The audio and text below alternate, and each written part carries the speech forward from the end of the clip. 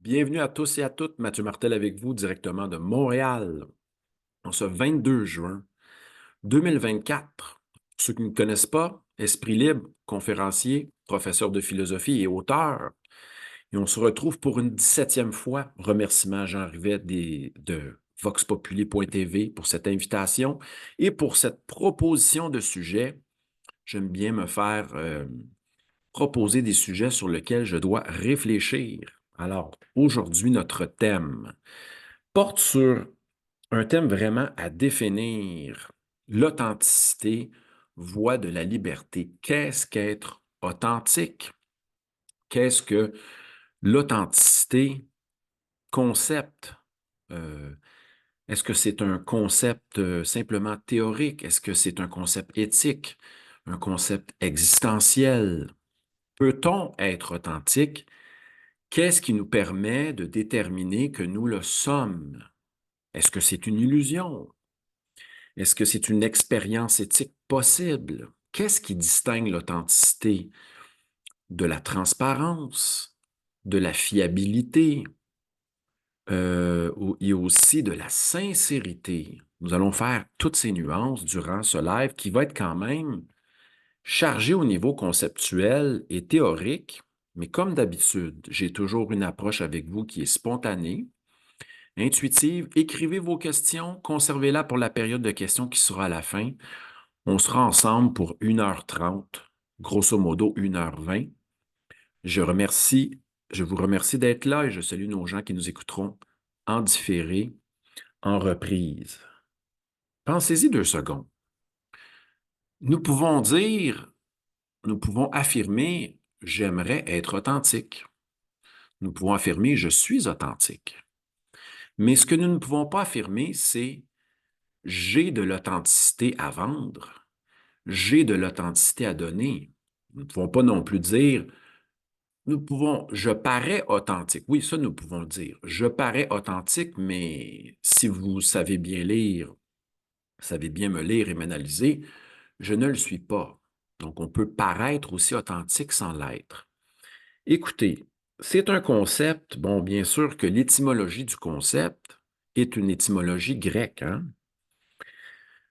Autos, qui forme la première partie du mot, hein? Qui veut dire soi-même. Authentikos, c'est l'individu qui se détermine par lui-même, hein, qui se détermine par sa propre autorité, de manière originale. Donc ça, c'est le mot grec. Mais commençons avec des idées reçues, des affirmations qu'on pourrait entendre au jour le jour, hein, concernant non pas l'être humain, parce que tantôt nous allons réfléchir sur la notion d'authenticité en lien avec l'être humain. Qu'est-ce qu'un être humain authentique? Mais on utilise le terme authentique pour l'associer à des objets. Pensons-y. Et là, le sens va prendre une autre tournure, une autre acception. Lorsqu'on pense qu'on parle d'un objet authentique, hein, ici j'ai des exemples, plat authentique, hein, un plat grec authentique par exemple, une guitare Fender authentique fabriquée aux États-Unis. OK? Donc les premiers modèles par exemple de basse électrique officiels chez Fender, c'est 51. OK? Un tableau de Van Gogh authentique. Et là, lorsqu'on parle d'objet, on entend le terme authentique dans les sens suivants. Ça veut dire un objet qui possède une origine incontestée. Un objet qui est fidèle à l'original. Lorsqu'on parle, par exemple, de Leo Fender, hein, ou de Les Paul, qui étaient des concepteurs d'instruments de musique. Ce sont eux qui ont conçu les originaux. Lorsqu'on parle d'un Van Gogh, j'avais un ami qui déclarait posséder un Van Gogh, qu'il avait lui-même baptisé le Christ aux oliviers. Il me disait posséder un Van Gogh. Il m'avait montré une photo.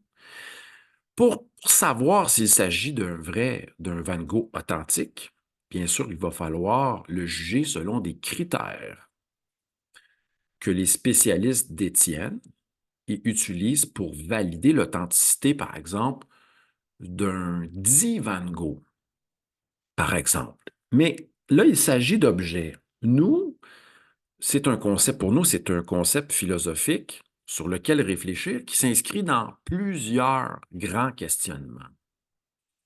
Qu'est-ce qu'un individu authentique? Mais cela présuppose à savoir quelquefois la question: qui suis-je? Hein? Qui suis-je? Et dans l'histoire de la philosophie, hein, ça ramène à d'autres questions présentes, par exemple, dans l'Alcibiade de Platon, hein, qui nous dit: qu'est-ce qu'être réellement soi-même? Qu'est-ce que le soi-même en lui-même? Ça, c'est la grande question de l'Alcibiade de Platon. Je vais juste vous montrer que ça s'inscrit dans un questionnement qui est tardif, qui est lié à l'Antiquité grecque. Des grandes citations vont se greffer à cette quête-là. Le fameux «Connais-toi toi-même», ce qui était apposé sur le fronton de Delphes. Hein, cette question-là, on a même chez Héraclite aussi des fragments on a des fragments restants qui nous disent, comme suit chez Héraclite: «Je me suis cherché moi-même». On a la fameuse injonction de Pindare qui est: «Sache et deviens qui tu es». Donc, et toute la tradition grecque s'inscrit dans le cadre d'une connaissance de soi. OK? Et là, je vais faire quelques liens avec l'Antiquité. Il faut comprendre que l'auteur que je vous présente aujourd'hui, donc les recherches sur l'authenticité, sont basées sur un auteur, chercheur français qui s'appelle Claude Romano. Vous pouvez trouver ce superbe article que j'ai lu, mais que je trouve qu'il y a quand même des lacunes dans sa réflexion. C'est un chercheur qui a écrit un livre en 2018 qui s'intitule Être authentique. Et l'article sur lequel je base ma conférence, grosso modo, bien sûr avec parsemé de mes réflexions personnelles et de mon approche, s'intitule, je crois, Esquisse sur l'authenticité de Claude Romano. Vous allez pouvoir le trouver en ligne. Claude Romano nous dit que l'idéal des philosophes grecs est un idéal, bien sûr, basé sur la connaissance de soi, hein? Basé sur le fameux «connais-toi toi-même». Et là, il est clair que les philosophes, bon, étaient des hommes qui avaient bien sûr fait un service militaire, notamment, des études, qui étaient considérés hommes libres. Donc, c'était quand même une caste privilégiée d'individus. Et souvent à Athènes, même au point de départ à Athènes, lorsqu'on était athénien, il fallait être né de père et de mère athénienne. Et dans cette perspective-là de l'éclosion de la démocratie, du développement de la démocratie au 6e siècle avant notre ère, on pense à Solon comme un des premiers théoriciens démocratiques, l'exercice de la démocratie, euh, elle est faite par des gens qui sont des hommes libres. Et c'est un faible pourcentage de la population. On parle d'un certain 10% à l'époque. Mais revenons à notre cadre. Le cadre de la connaissance de soi. Quand Pindare dit «sache et deviens qui tu es», il faut comprendre que l'être humain est un être rationnel, en partie rationnel, et qu'il ne doit pas, bien sûr, commettre l'hubris, verser dans la démesure, se prendre pour un dieu. Il peut vouloir, comment dire, s'identifier au divin. C'est cette notion en grec, d'homoiosis théos, c'est-à-dire de se rapprocher des dieux, tenter de se rapprocher des dieux. L'humain sait qu'il est mortel, cependant. Mais chez Aristote, on a ces traces-là. La pensée, l'exercice du nous, c'est se rapprocher des dieux. On peut vouloir aussi se rapprocher des dieux en développant des qualités morales d'excellence, des vertus également, qu'on pense à la sagesse, à la modération, qu'on pense sagesse, modération, au courage, à la justice. Donc, toute la pensée grecque, nous dira plus tard Pierre Hadot, hein, cette quête de sagesse, de connaissance de soi. Elle est là pour que l'homme puisse comprendre qu'il n'est pas un Dieu, mais qu'il est lié au cosmos. Et que grâce au nous, à la raison, il tente de s'arracher à ses passions et de se rapprocher d'un aspect divin. Donc, et qu'il est lié au cosmos, à quelque chose, à un ordre transcendant. Voilà. Et ça, c'est la fondation de cette quête de sagesse, cette quête de vertu. Chez les Grecs, elle implique une relation à quelque chose d'universel. C'est ce que nous dira Pierre Hadot, qui nous a légué de super beaux livres. La philosophie en tant qu'exercice spirituel, qu'est-ce que la philosophie antique, et d'autres études sur Marc Aurèle, des beaux textes. Et la position de Pierre Hadot, quand il parle de philosophie comme mode de vie, comprend bien que chez les Grecs, il y a toujours un lien avec la transcendance. Mais aujourd'hui, notre quête d'authenticité n'est peut-être pas liée à une quête de transcendance et à un aspect universel. Et là, on va bientôt aborder ce que pensait Foucault à ce sujet. Je vais revenir bientôt, j'en profite pour vous saluer, c'est mon introduction, ça va s'alléger au fur et à mesure, vous allez voir, je vais prendre mon envol. Salutations à Annick, Anton, Régine, Cathy, Martine, salutations à Vanda et à tous et toutes qui nous écoutent en différé. Alors, cet âge de l'authenticité moderne, Charles Taylor, hein, l'a soulevé. Nous sommes, nous modernes, et je crois que pensons à partir des Trente Glorieuses, c'est-à-dire 1945, même, non, plutôt les années 60, hein, les Trente Glorieuses. On parle de l'après-guerre, Deuxième Guerre mondiale, bien sûr, 45 à 75, hein, c'est le début de cette quête émancipatrice vers le bonheur. On a un article même dans la Constitution américaine qui dit que les individus ont comme droit de partir en quête de leur propre bonheur. Donc, les années 60, 70, hein, disons 50, 60, 70, c'est un début d'émancipation dans le cadre des démocraties occidentales.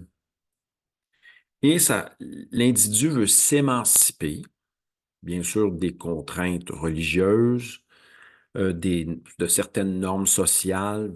Certains individus veulent se libérer aussi d'une culture trop conservatrice. Il y a un début d'émancipation. On va même aller chercher à s'inspirer des courants venant d'Asie.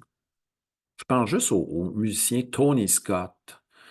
Hein, Tony Scott qui a sorti 2 albums, qui était un jazzman, un clarinettiste, qui nous a présenté 2 albums dans les années 60, Music for Yoga and Joy et Music for Zen Meditation. Donc ça s'inscrit dans les années 60. On va s'ouvrir à l'Orient, etc. Ça ne veut pas dire qu'on va bien comprendre l'Orient dans son contexte, mais une recherche d'émancipation. Sortir des carcans traditionnels imposés par un certain conservatisme. Donc, Charles Taylor nous dit que cette quête, cet âge, il la nomme quête de l'authenticité. Charles Taylor a écrit aussi un essai, je ne me rappelle plus du titre, mais un livre de 2005, si je ne m'abuse, hein, qui a une grosse réflexion justement sur l'authenticité, dans un livre c'est l'homme qui parle de l'homme moderne. J'avais étudié ça avec mes élèves, mais je n'ai plus de mémoire le titre de son ouvrage. Alors, notre Claude Romano nous dit qu'on est passé de l'Antiquité dans un contexte de connaissance de soi et les injonctions modernes ont changé. Ah, c'est bizarre, hein? C'est ce qui caractérise notre âge de l'authenticité. Et là, il va falloir faire un discernement parce que sincérité n'est pas nécessairement authenticité. Fiabilité à ses principes n'est pas nécessairement authenticité. Et la transparence n'est pas à juste titre de l'authenticité. Il nous dit qu'il y a un tournant qui se produit peut-être même à la fin du 19e et c'est présent chez Oscar Wilde notamment. Hein? Est-ce que j'ai cette belle citation d'Oscar Wilde? Attendez ici, là. Je vais juste mettre un petit peu d'ordre. Cette belle citation d'Oscar Wilde. Oups. Désolé, aujourd'hui, là, je suis dans les notes. Euh, Est-ce que j'ai cette citation avec moi? Oui, bien, finalement, soyez vous-même, les autres sont déjà pris. Oh, là, on est. Et là, il y a cette injonction. Si l'injonction d'Antiquité était connais-toi toi-même, celle des modernes, soyez vous-même.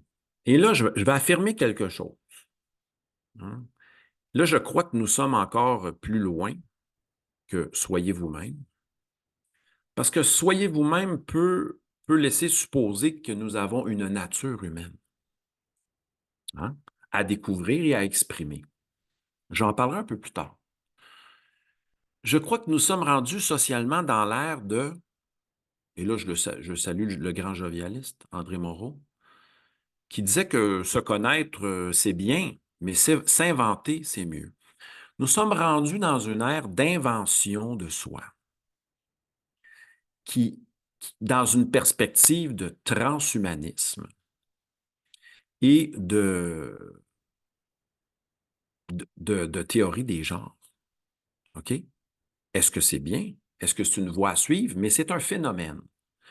Je vais en parler tantôt et critiquer aussi cette approche. Et Claude Romano, justement, critique cette approche et je vous dirai que cette approche de l'invention de soi prend racine dans le courant existentialiste. Je vais bien sûr le présenter tantôt. Donc aujourd'hui, je suis extrêmement théorique, mais écoutez, c'est un défi. C'est un concept qui ne peut pas, qui demande quand même de la recherche. Bon, vous allez voir comment je fonctionne. J'en profite pour vous saluer. N'oubliez pas de fermer votre petit micro. Je vais demander à Nicole de fermer son petit micro. Pour l'instant, les questions seront là à la fin, les commentaires et tout. Alors, dans cette affirmation, dans cette perspective moderne, hein, associée à, comment dire, à Oscar Wilde, soyez vous-même. L'injonction, soyez vous-même. C'est la nouvelle, ça s'inscrit dans un cadre d'authenticité moderne. Michel Foucault a réfléchi sur les anciens. Il a développé ce concept. Il a fait une drôle de lecture des anciens et Hadot lui a reproché de ne pas tenir compte de l'aspect transcendant chez les anciens, de l'aspect d'un lien avec un cosmos. Foucault dit que nous sommes dans un cadre de façonnement de nous-mêmes. Le souci de soi. Il a pris un concept qui était propre à Platon et à d'autres, même Xénophon, Épilméléia et Autou, le souci de soi. Foucault l'a interprété dans un cadre de construction de soi, de façonnement de soi. Et Hadot lui reproche simplement de se concentrer sur le soi, alors ce qui n'était pas lié au contexte des anciens. Hein? Donc, dans la période moderne, voilà, fin 19e, début 20e, il y a un début et là c'est présent chez les écrivains d'abord, hein, de, de, d'affirmation de soi. On a même ça chez Nietzsche. Hein? Mais oui, le devient que tu es de chez Nietzsche est pris dans un sens créatif et de dépassement de soi. On reprend Pindare, mais on le réinterprète autrement, parce que Pindare avait dit deviens qui tu es, sache l'ordre, hein, qui t'est imposé dans la nature. Tu es un humain, tu n'es pas un dieu. Deviens qui tu es, c'est lié à des adages grecs. Connais-toi toi-même, rien de trop, ne commets pas l'hubris. Meden Hagan, sois mesuré également. Hein? Meden Hagan, c'est rien de trop, mais questionne-toi même, réfléchis avant d'aller voir l'oracle de Delphes puis de poser tes questions à des oracles qui seront bien sûr interprétés par des prêtres. À l'époque, questionne-toi sur ton rôle d'humain. Tu es humain. Mais là, dans la perspective moderne, on s'en va ailleurs. Hein? Dans la perspective de nos sociétés libérales et démocratiques, on tient en compte l'épanouissement de soi, l'affirmation de nos droits, et bien sûr le désir de se développer soi-même, de s'affirmer, de s'exprimer soi-même. Et là, la notion change. Ce que je suis est différent de ce qu'est autrui à un certain niveau. Hein? C'est le désir, la revendication que nous sommes singuliers et différents d'autrui. Mais peut-être que nous avons même oublié le fait de ce que nous avons de commun. Et la vision antique insiste sur l'aspect commun, universel. Qu'est-ce qui rejoint l'être humain en général? Là, dans la perspective moderne, on est dans un âge d'affirmation de nos singularités et de nos différences. Il peut y avoir des dérapages, nous dit Romano, c'est moi qui interprète. Je vais vous présenter ça. Je continue. Romano dit que Foucault a mal compris, bien sûr, puis je suis un peu d'accord avec lui, ayant fait des recherches sur Hadot, Foucault, etc., a mal compris, mais la question de l'authenticité ou de la sculpture de soi. Parce que lorsqu'on lit Plotin, hein, quand Plotin dit devient sculpte ta propre statue, ce n'est pas pour développer ta singularité, ta différence, ton individualité propre, basée sur une forme d'égoïsme ou de singularité propre à soi, propre au moi, par exemple. C'est pas ça. Il nous dit que quand Plotin nous dit qu'il est important de sculpter, de se sculpter soi-même, c'est pour faire pour que les vertus brillent de la lumière divine qui est associée au nous, à la raison. Donc, on se sculpte, hein, quand Plotin dit retranche tout, etc., on veut se peaufiner pour être un être vertueux, courageux, sage, plein de discernement, et on adopte des qualités humaines universelles, comme je l'ai nommé, des qualités d'excellence universelle. Et là, aujourd'hui, lorsqu'on entend Onfray parler de se sculpter soi-même, Foucault, hein, se façonner soi-même, c'est totalement autre chose. Il n'y a pas de lien à l'aspect universel et transcendant, à un ordre cosmique transcendant. L'ordre cosmique transcendant va revenir chez les stoïciens, nous dit Romano. Hein? Euh, il réfère aux stoïciens et à Aristote. Hein? Pour Aristote, l'être, l'individu éthique, hein, euh, Aristote nous dit que la vérité est à faire en acte, peut-être à travers l'exercice de l'éthique. Hein? La vérité n'est pas juste affaire de parole, mais on tente d'incarner la justesse, la justice, d'incarner des valeurs. On ne peut pas juste dire d'y aller avec un discours sur la vérité. Donc, ça c'est ancré. Et plus tard, les stoïciens vont dire que la sagesse n'est pas réservée à une élite. La sagesse, et là, il fait, la sagesse implique tout le monde. Tous et toutes sont tendent vers cette sagesse. Ça implique tout le monde. Mais aujourd'hui, on ne peut pas dire ça dans notre contexte actuel. La sagesse, pour certains, c'est rien. Dans notre contexte de relativiste moral et tout. Alors, est-ce que j'ai bien... bon, parfait, je suis rendu ici. OK. L'hypothèse de Romano, il dit, allons-y comme suit. L'idéal d'authenticité a remplacé l'idéal de sagesse dans l'Antiquité. C'est un autre idéal qui pointe à l'horizon. Ah, intéressant. Et là, c'est là qu'il la lie à la phrase d'Oscar Wilde, soyez vous-même. On n'est non pas dans l'ère, comme j'ai dit tantôt, de la connaissance de soi, mais on est lié à l'injonction sois toi-même. Hein? Sois toi-même, les autres sont déjà pris. Voilà. Bon, je continue. Les stoïciens, justement, touchent à l'universel, et là, je lis ma citation, la sagesse n'exemple personne. Là, on est dans un contexte universaliste. Voilà. OK, je continue. Voilà, ado, parfait. Oui, c'est très bien. Que veut dire sois toi-même? C'est une injonction. Jadis, on te disait, connais-toi toi-même, mais là, sois toi-même aujourd'hui. Qu'est-ce que ça implique? Ça implique d'affirmer non plus une vérité transcendante universelle ou d'incarner des vertus humaines universelles, mais bien sûr de faire la vérité en soi. Là, on est dans l'ordre de l'immanence, hein, de découvrir sa vérité en soi. Est-ce que c'est la découvrir ou c'est l'inventer? On verra tantôt. La constituer, est-ce que c'est ça? Donc, Foucault touche à ça, il est d'accord avec ça. Donc, réaliser une vérité dans sa vie, l'incarner, une certaine vérité dans sa vie. Et aussi, soit toi-même, ça implique le fait de se rendre conforme à une vérité. Oh!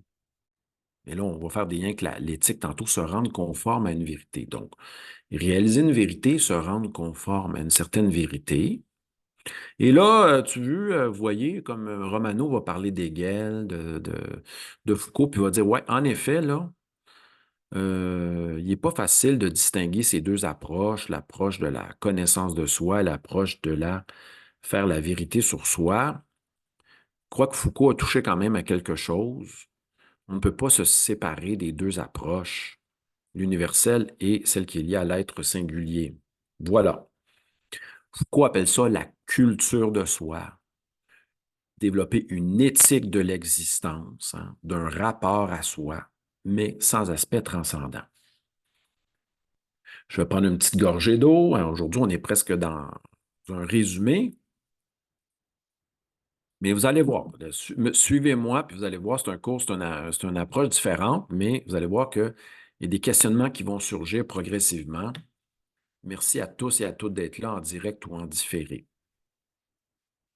Alors, et là, la nuance, il y a une nuance qui apparaît. Être authentique, nous dit Romano, ce n'est pas nécessairement être sincère. Hein?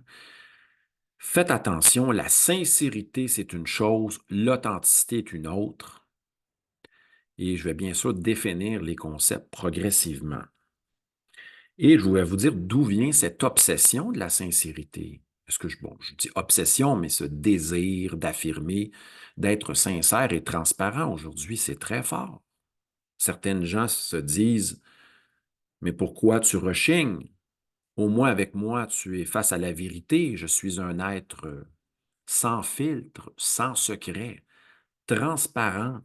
Je dis tout ce que je pense et les gens voient ça comme étant une vertu incarnée, la transparence ou l'expression de soi sans limite. Alors, Romano nous dit, faites attention, la sincérité hors norme peut être en contradiction avec certaines valeurs éthiques. Ben oui, peut être en contradiction avec la gentillesse, avec aussi une espèce de part de réflexion morale, peut aller en contradiction. L'individu sincère qui dit tout ce qu'il pense, peu importe le contexte, tout cela, ça peut aller en contradiction avec d'autres valeurs, d'autres exigences éthiques, le discernement, la bienveillance, etc. Donc, je continue. D'où vient cet idéal de la sincérité?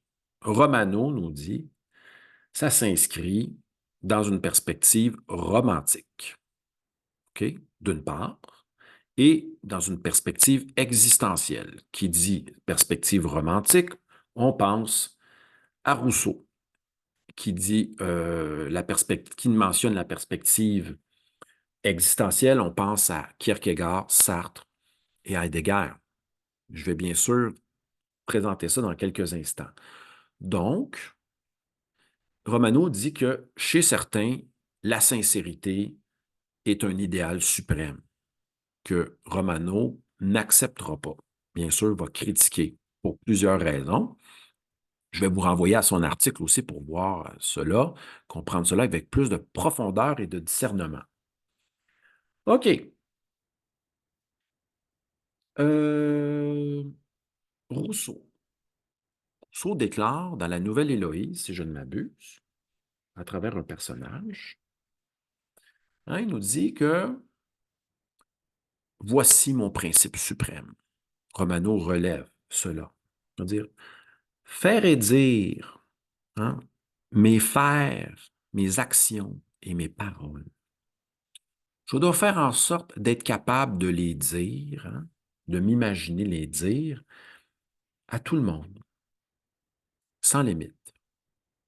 Donc, c'est un éloge de la sincérité. Hein? Faire et dire tout ce que le monde est capable de voir et d'entendre. D'assumer cela. Hein? Euh, Pensons-y, mais on ne peut pas se mettre toujours à la place de tout le monde, mais d'être capable de faire certaines actions et de les dire et d'assumer que certains vont nous voir ou nous entendre, si on est capable de s'exprimer ainsi, on sera dans une voie peut-être naturelle à la Rousseau, de l'expression de la sincérité. Donc ça, c'était une des racines, c'est Rousseau, qu'il appelle le modèle romantique. Ah oui, ah oui. Fondé, il va appeler ça le modèle expressionniste. Donc, dans le modèle romantique, on exprime notre voix profonde, hein, une voix de la nature, voix profonde, quelquefois associée au génie. Comment dire, qui est une. Puis, il y a une citation là-dessus, je pourrais même faire une référence au film que j'ai vu, Antigone, de québécois, où Antigone, à un certain moment donné, me dit, mon cœur m'a dit de dire cette chose. C'est la voix du cœur, entre autres, qui est liée au moi aussi également. Moi, je ressens cette chose, je la dis et je l'exprime. Je suis capable d'assumer mon dire, mes paroles, mes actions devant tous et toutes. Et même Romano nous dit que c'est la voix des poètes également qui se disent appelés par un sentiment profond de génie, de singularité. L'expression de la voix intérieure. Il y a la vérité, il y a la connaissance pour tous et toutes, puis il y a la connaissance presque intuitive ou sentimentale. Ça, c'est fondé dans la vision expressionniste romantique à la Rousseau.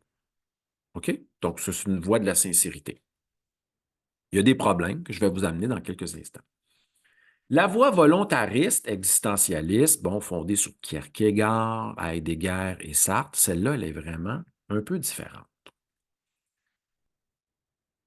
Elle est basée sur cette proposition du choix profond. Hein?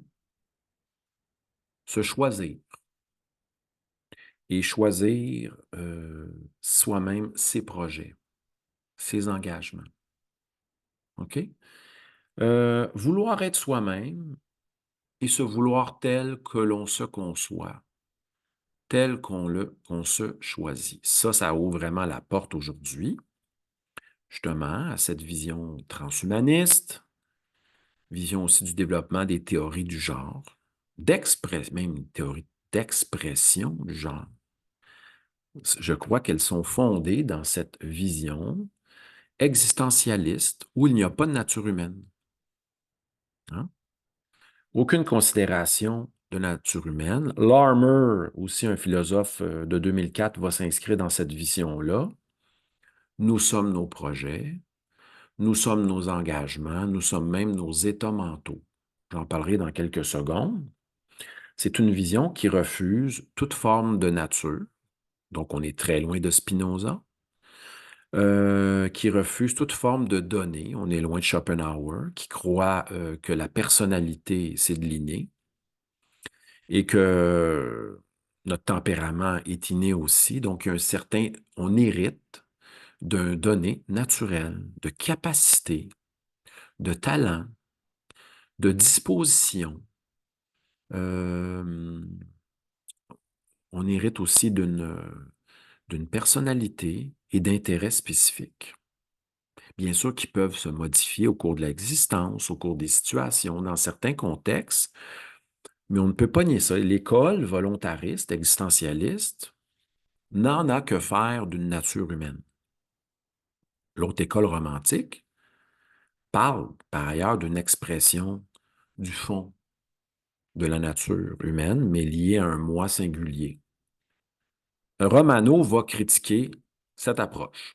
Bon, une petite parenthèse, je vous remercie d'être là aujourd'hui. Hein, c'est une réflexion plus scolaire, fondée sur un texte de Romano, esquisse de l'authenticité, disponible en ligne, bien sûr, avec toutes ses nuances et subtilités, mais moi, je vais critiquer certains aspects plus tard.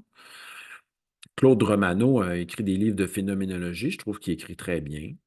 Euh, un philosophe dans la cinquantaine, chercheur à Paris-Sorbonne, etc. On le salue, on le remercie. Il nous inspire pour cette rencontre.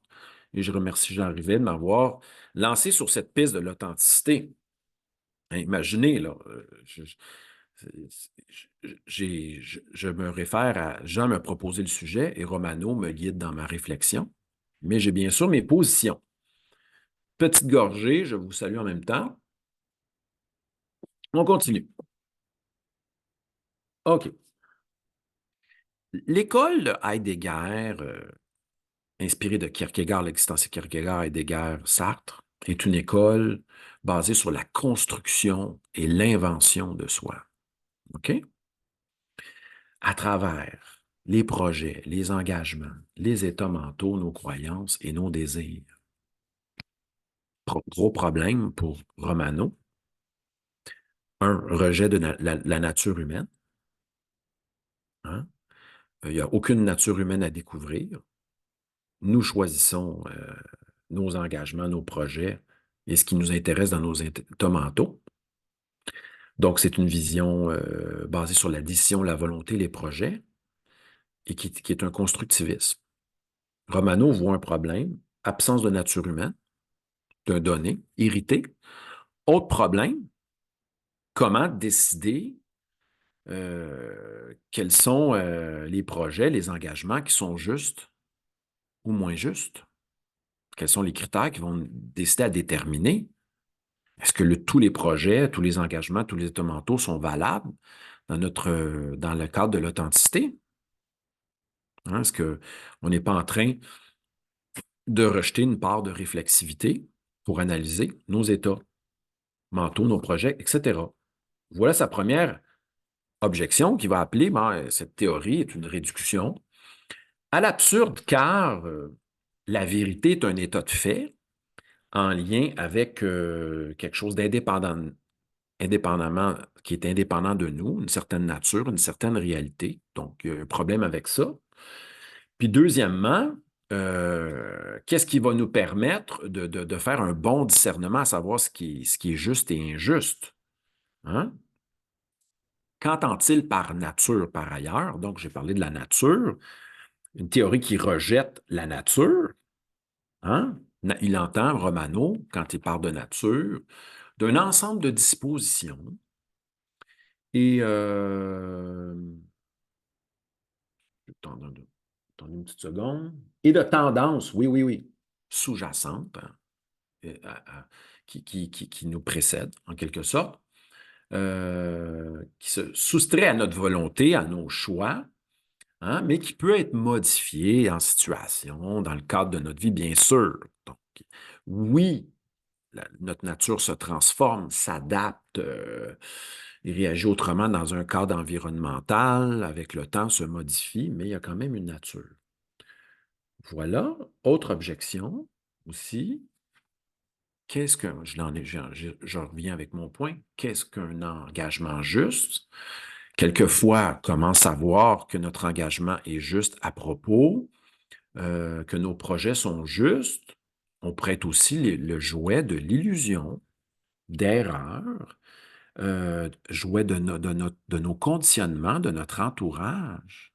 Y a-t-il des critères qui nous permettent de savoir, dans cette vision constructiviste, étant donné qu'il y a un déni de la réalité, un refus de la réalité et de la nature, et de la réalité, sur quoi se baser pour savoir si nous ne sommes pas en train de faire des erreurs, nous égarer et nous prendre nos désirs.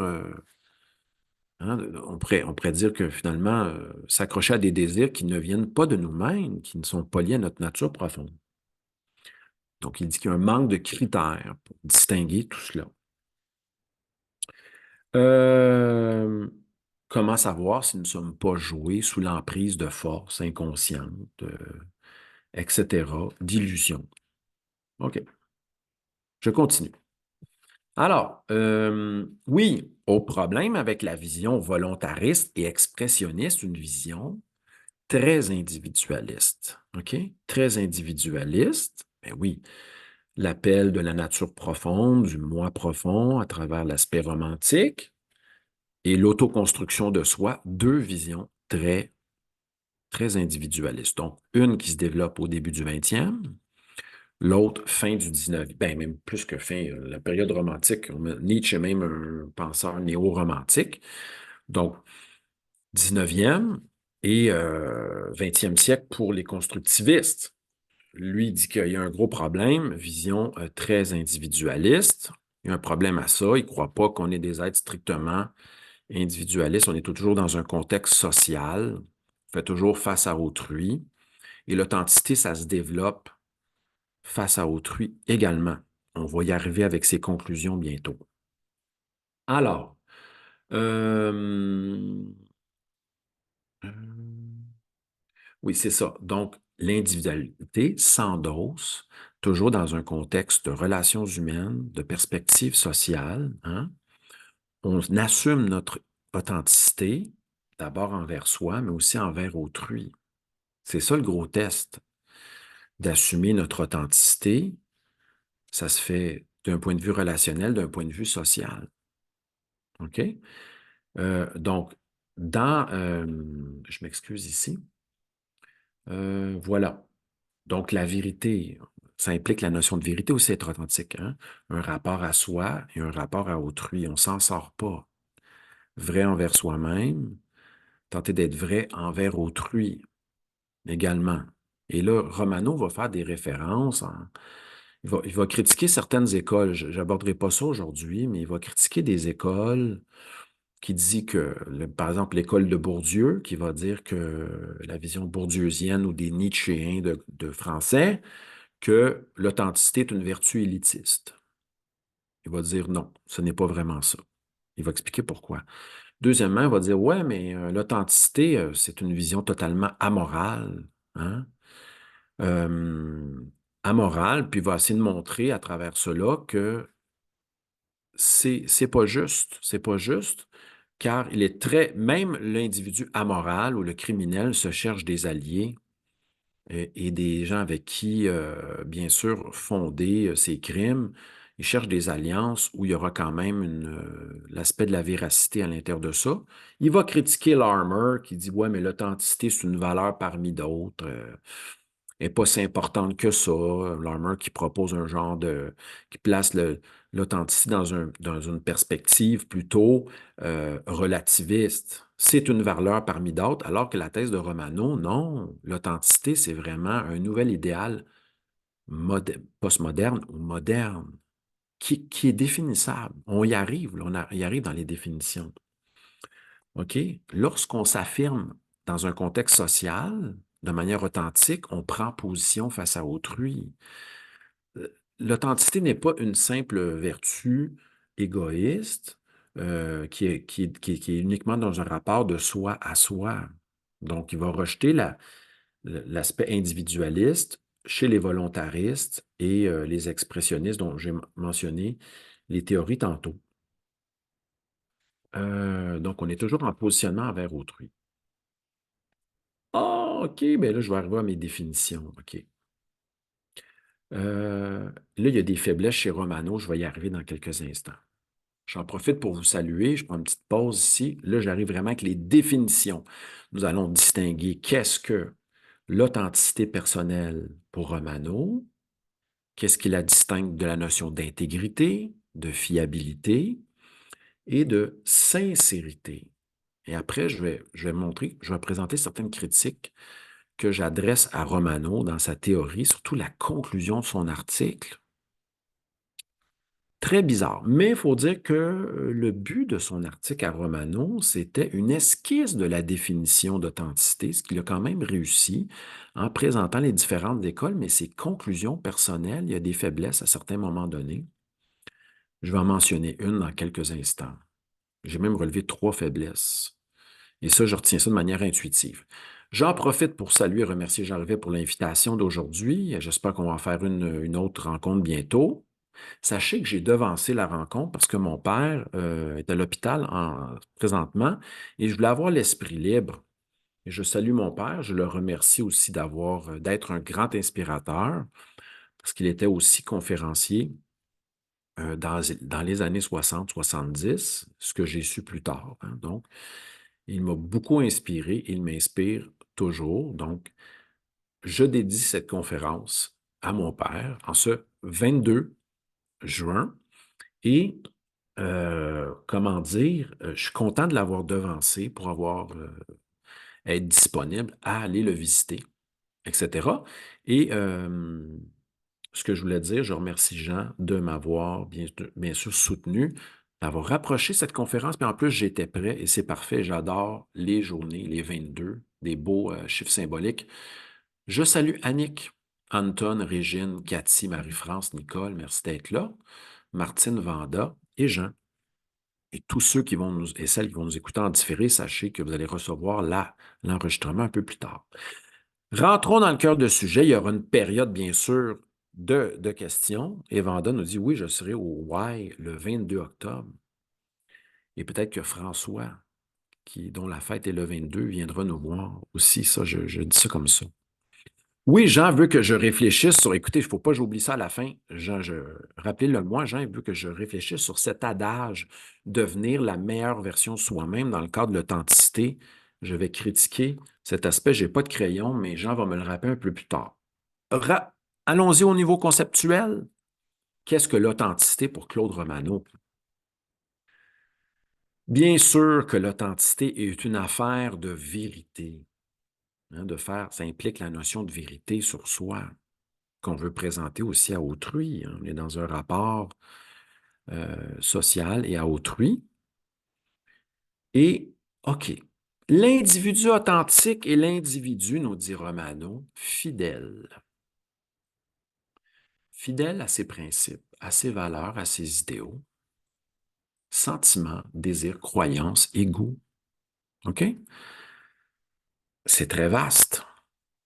C'est très vaste. Mais il y a un deuxième élément. OK?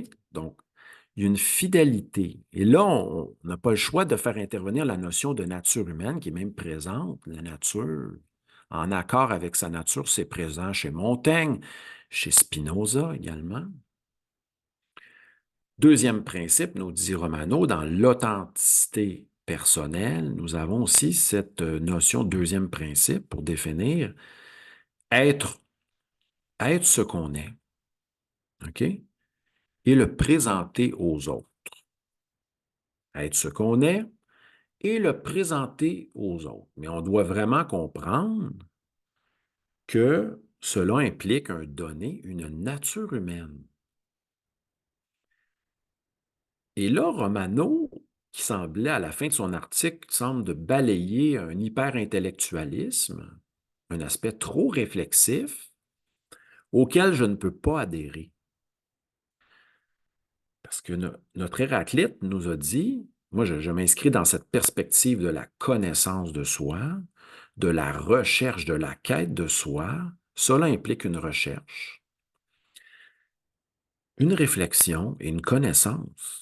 Ce que Romano va balayer à la fin, tente de balayer et termine en disant que son article, que c'est une position, c'est bien ça, euh, l'authenticité est une qualité existentielle. C'est tellement vague, hein? Et il va dire aussi que l'authenticité, Romano, C'est une absence. Il y a une absence. Là, on est presque dans les définitions à l'Épicure, hein. Donc, quand vous vous rappelez, quand Épicure déclare que le bonheur est une absence de trouble dans l'âme et de trouble dans le corps, Romano nous dit, l'authenticité ne peut pas, n'a rien à voir avec une forme d'hyper-intellectualisme ou de réflexion trop poussée. On peut tomber dans l'erreur, selon lui, ce que je refuse. Parce que toute quête de soi, de connaissance, mérite, bien sûr, implique le discernement, la réflexion, le recul, mais ne se joue pas strictement au niveau intellectuel, mais nous en avons besoin. Et écoutez, il dit l'authenticité, salutations à Martine qui nous quitte, l'authenticité nous dit c'est une absence de dissimulation, une absence, mal écrit ici, pas de fausseté et de dissimulation. Définition construite par la négative en tant qu'absence, c'est bizarre. Il termine en disant que c'est une qualité existentielle pour lui. Je trouve ça assez faible. Par exemple, ce qui est intéressant, il nous dit que dans le cadre d'une expérience authentique, euh, le fait de céder sur ses sentiments, ça serait un comportement authentique. Donc, il donne l'exemple d'avoir un épanchement amoureux pour quelqu'un. Cela, c'est authentique. Verser quelques larmes, laisser monter une tristesse, ça serait authentique. Mais on peut aussi se raconter des histoires dans notre esprit qui va déclencher une tristesse. Hein? Avoir ce piège-là. Donc, Romano refuse cette quête intellectualiste, volontariste de la connaissance, associée presque à la culture grecque. Voilà. Je n'ai pas poussé ma critique davantage, mais je crois que c'est un peu faible. L'intégrité maintenant, l'authenticité n'est pas l'intégrité. L'intégrité est une vertu éthique. Hein? Celui qui règle sa vie sur ses principes et qui agit en fonction de ses principes. Donc, celui qui pratique la vertu. Sachez que pas facile d'être intègre, pas facile d'être vertueux, nous disent les premiers Grecs. Même Platon s'interroge à savoir comment devenir vertueux. On a la vision de Platon, d'Aristote. C'est un grand problème qui a été soulevé chez Platon. Le problème aussi de la difficulté d'être vertueux, de pratiquer les vertus. Alors, on continue. Il nous dit que quelqu'un de fiable, qui dit ce qu'il fait ce qu'il dit aussi, c'est à distinguer de la notion d'authenticité. Donc, l'individu fiable n'est pas nécessairement toujours l'individu authentique. Je vais donner certains exemples. L'intégrité éthique est à distinguer aussi de l'authenticité personnelle. Je le rappelle ici la définition. Hein? Être fidèle à ses principes, ses valeurs, ses idéaux, ses sentiments, ses désirs, ses croyances, ses goûts, qui est aussi une recherche d'affirmation de soi, d'affaires de vérité envers soi, qui implique aussi le fait d'être ce qu'on est face à soi-même et face à autrui. Donc, c'est une vertu, nouvel idéal qui est aussi en lien, qui implique, qui n'est pas strictement égoïste et strictement qui s'implique, qui est une vertu sociale également. Et là, il va montrer aussi que la sincérité est tout à fait distincte de l'authenticité et de l'intégrité. L'individu sincère qui dit ce qu'il pense. On a beaucoup aussi aujourd'hui, c'est très présent autour de nous. Hein? Quelqu'un qui se dit, je suis transparent, je n'ai rien à cacher, je dis tout, je suis sans filtre. Avec moi, tu vas toujours avoir l'heure juste. Hein? Cela, mais quelquefois, on peut se tromper sur nous-mêmes. On peut être sincère, très impulsif, etc. Mais on peut faire des erreurs. On peut se leurrer. hein, déclarer une opinion haut et fort rapidement et se rendre compte qu'on n'avait pas réfléchi, justement, avant d'avoir affirmé cette opinion-là. Donc, on n'est peut-être pas tout le temps en accord avec nos valeurs profondes, avec nos pensées, puis on n'est pas toujours en train d'incarner, on peut commettre des erreurs et dans l'illusion, se jouer, se leurrer. Il donnait l'exemple ici. euh, cette notion-là de jeu, il la soulève aussi contre l'école romantique, hein? Bon, c'est une grosse question, même dans le théâtre, hein. Diderot, quand là, il soulève le combat entre un bon acteur doit-il éprouver l'émotion qu'il veut jouer, par exemple la peur, doit-il l'éprouver? Ça, c'est une grande question au niveau du théâtre. Doit-on éprouver ce que l'on veut faire ressentir à autrui? Quelle est la meilleure voie? Jouer la peur ou la vivre et l'exprimer? OK? Et là, il nous dit que justement, dans le cadre de l'authenticité, quelquefois, on peut se duper, se leurrer, et on peut aussi vouloir tellement être sincère, et là, il soulève ce problème-là, du fameux faire croire tellement intense et faire croire qu'on peut se duper. Hein? L'individu et là, Romano dit on ne peut pas toujours être authentique tout le temps. Donne l'exemple de quelqu'un qui attend dans une file pour acheter des billets à un spectacle. L'authenticité nous dit que c'est un idéal moral, une forme d'horizon à atteindre, mais on ne peut pas toujours, tout le temps, être authentique. Hein? Et trop vouloir être authentique tout le temps, c'est peut-être tomber dans un piège de devenir un acteur, de se croire et de se piéger. Pas évident, hein? Donc, c'est les grandes questions que te soulève Claude Romano. Hein? Il nous dit, faites attention, l'authenticité personnelle, ce n'est pas la sincérité, c'est à distinguer, ce n'est pas l'intégrité non plus. Il va dire, ce n'est pas la fiabilité à ses principes. Donc, c'est un concept pas évident.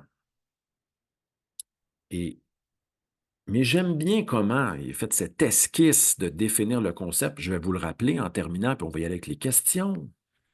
Et il ne faut pas oublier de réfléchir sur la notion de la meilleure version de soi-même que Jeanne me donnait comme défi. Alors, en conclusion, l'authenticité personnelle aujourd'hui pour Romano, c'est une affaire de vérité par rapport à soi.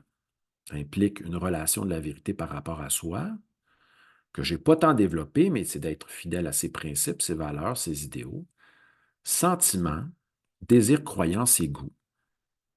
Mais encore là, il va nous amener des questions à savoir est-ce que justement il y a un rapport à la vérité, à savoir est-ce que je me comprends bien, est-ce que c'est juste, est-ce que y a-t-il des critères pour distinguer tout cela, à savoir ce qui est bien question de mes goûts, mes valeurs, mes projets. Et deuxièmement, être ce qu'on est face à autrui et aussi d'oser le présenter aux autres. Mais je ne crois que on ne peut pas. Tout cela va se faire, bien sûr, avec, bien sûr, de la remise en question, l'esprit critique, du discernement, de la réflexion. Voilà, puis c'est ce que s'efforce de faire Romano tout au long de son texte, en réfutant, en présentant des hypothèses, etc. Je termine avec la question de Jean. Je vais aller voir dans le clavardage, là, je ne veux pas me tromper. Jean nous avait demandé concernant la meilleure version de soi-même. Je vais essayer de trouver. Oui.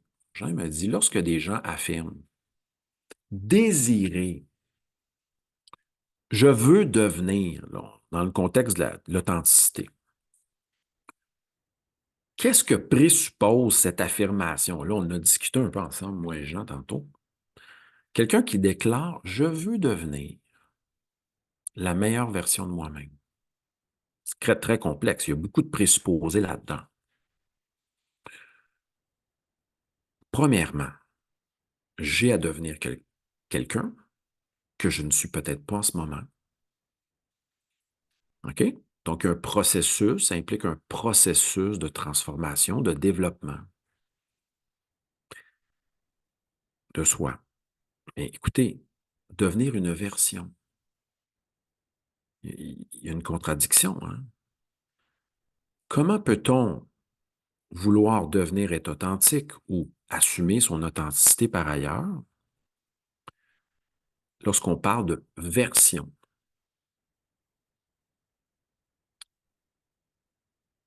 La meilleure version, ça présuppose qu'il y a des moins bonnes versions. Posons-nous la question, c'est quoi une version? Pensons à une chanson. Peut-être dans un cadre, c'est plus compréhensible, dans le cadre d'une chanson, on compose 5 versions d'une chanson. Et nous voulons choisir la meilleure qui a été produite. Donc, ça présuppose que nous avons à développer des versions de nous-mêmes et aller choisir la meilleure version de nous-mêmes. Comment ça se fait tout ça? C'est pas évident. Hein? C'est pas évident. Et se demander aussi qu'est-ce qu'on entend par meilleur. Est-ce que meilleur, c'est celle qui me plaît, mais c'est basé sur quels critères? Hein? Devenir. J'ai un ami qui m'avait dit ça, je veux que ma conjointe devienne la meilleure version d'elle-même, qu'elle m'aide à devenir la meilleure version de moi-même, et moi, je vais l'aider à devenir la meilleure version d'elle-même. Oh! Ça veut dire qu'il y a peut-être des aspects de nous-mêmes aussi que nous ne voulons pas montrer, nous ne voulons pas vivre, que nous voulons aussi éliminer. C'est une drôle d'affirmation, hein? C'est souvent utilisé par les jeunes comme un idéal. Mais il faut se demander que veut dire le sens, que veut dire meilleur. Et la notion de version est problématique. Nous sommes des versions interchangeables? Il faudrait placer la meilleure. Est-ce qu'on ne tombe pas dans le piège d'adopter des masques?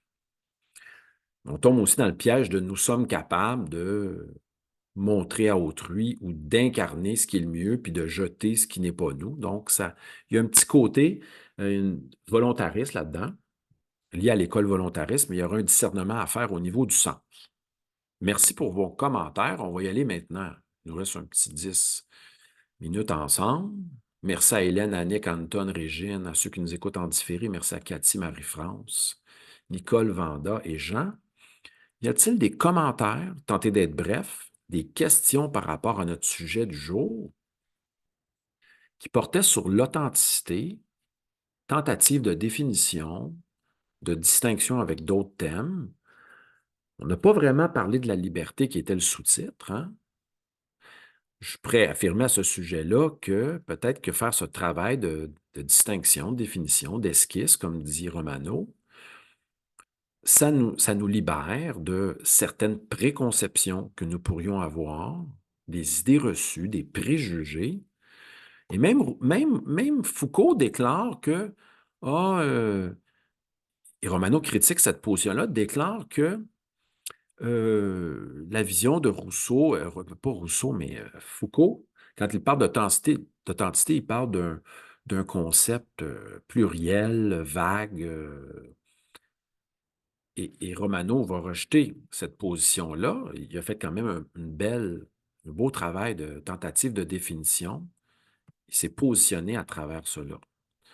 Est-ce que j'ai des questions, des commentaires? Je sais qu'il y en a dans le clavardage. Je vais aller voir pendant que vous levez la main.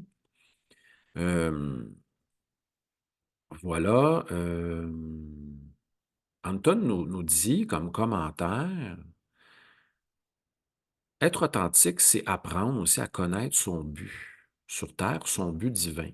Ça pourrait être une question à poser. Est-ce que ça serait une autre vision des choses? Anton nous dit que être authentique, ça pourrait être comparable à la métaphore suivante. Concevoir les versions, il dit, concernant les versions de nous-mêmes, voir comme le fait d'éplucher des plures d'oignon pour se rapprocher du noyau. Hein, ou certains diront, dans la tradition du Dzogchen, nous sommes un diamant brut recouvert de pierre et nous avons à enlever, pour découvrir notre essence, hein, notre nature profonde, nous avons enlevé, apprenons à enlever, à retrancher tout ce qui vient couvrir ce diamant qui serait notre nature profonde. Posons-nous la question, Ça revient quand même à une question. Qu'est-ce qu'être, est-ce que l'individu authentique est celui qui est en accord, qui a accès à sa nature profonde, mais quelles sont les caractéristiques de sa nature et qu'est-ce qu'être une nature qui exprime? C'est Merci. En effet, cette conférence-là m'a aidé et vous aide sûrement à vraiment clarifier, approfondir notre réflexion sur le thème d'authenticité, qui est un thème beaucoup utilisé aujourd'hui. On a pu voir l'étymologie, les différentes écoles, les sens, puis un travail de définition. C'est vrai que je te remercie, Vanda, pour ton commentaire. C'est vrai que ça nous aide à aller plus loin. Et de mon côté, ça m'a aidé à pousser ma recherche également en lisant un bel article. On remercie toujours Claude Romano. Vas-y avec ton autre commentaire, Vanda. et ça fait longtemps qu'on se connaît, depuis, disons, sur Queen Mary, Plusieurs années, en effet. au moins une vingtaine d'années quand même. Ah oui! Donc ça, Non, pas 20 ans, parce que j'ai commencé les conférences sur Queen Mary, c'était 2017. Fait que là, on est rendu 7 ans, disons. Ouais. Mais ça peut faire comme 20 ans, ça dépend de la durée intérieure, ça peut être plus profond, hein. Sachez que pour Bergson, il y a l'expérience du temps et de la durée. Et quelquefois, on peut avoir ce sentiment-là que ça fait longtemps qu'on se connaît, longtemps qu'on se voit. Au niveau du calcul de la durée temporelle, du nombre d'années, c'est chose, mais au niveau de la durée, l'expérience de la durée, c'est autre chose. Merci, Vanda, pour ton commentaire. Est-ce qu'il y a d'autres commentaires, d'autres questions? C'était pas, écoutez, c'était une autre approche aujourd'hui. Je suis content. On va sûrement se revoir prochainement pour un autre thème. Nous allons décider ça avec Jean, peut-être laisser décanter quelques temps, quelques jours. Sachez que vous allez recevoir aussi prochainement par courriel la vidéo de cet enregistrement, disponible à deux endroits, Réseau Vox Populi YouTube, OK? Ou mathieumartel.com, section vidéo. Nous avons toutes nos dernières rencontres en version 1 heure YouTube si vous avez manqué des sujets. Sinon, je vous convie, bien sûr, pour nos... Il y aura un Facebook Live demain, le 20